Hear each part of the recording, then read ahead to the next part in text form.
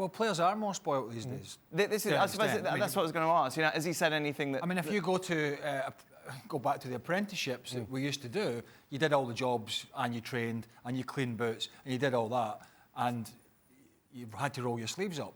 The young kids now, they go in the academies and they just train. They don't do any of those jobs. Yeah. So the whole dynamic has changed.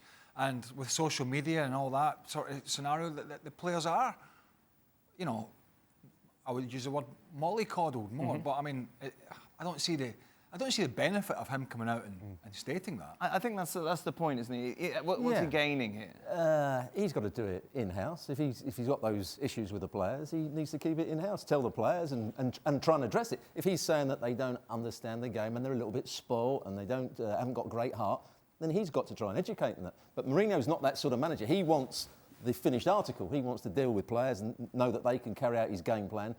Young players can't always carry out those game plans because they still don't always understand the game as well as they should do. And that's where he's got to improve them. Well, to your point, that's part of managing. And the evolution of what the game is today as what it was 10 years ago, 20 years ago, that's part of that evolution. Now, we may not like it, we may not appreciate it, the fact that players may be spoiled, but if you want to stay current, you have to be able to handle this. You have to be able to handle social media. You have to be able to handle players that have a posse with them, that have a group of people that support them and tell them how great they are and fantastic. Great. You have to deal with the player because that's part of your job. That's your job description is not only, okay, let me just set a team out there and they'll be fine. No, look, you have to get the best out of the player. And part of getting the best out of your players is understanding what makes that player go.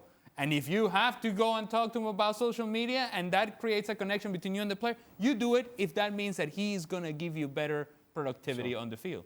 Ian, what do you make of all this?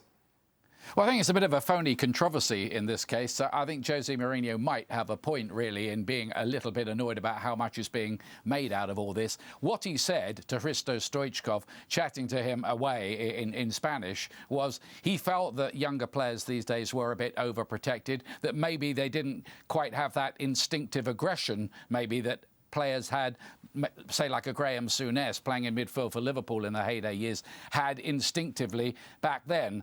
And I think he was actually quite complimentary about Rashford and Lingard. He said he knew that they would change the game when they came on against Bournemouth. He said Luke Shaw, from playing once every 3 months last year, was good enough now to play every game, even though he had made that mistake against Manchester City. So I think here Mourinho does have a point.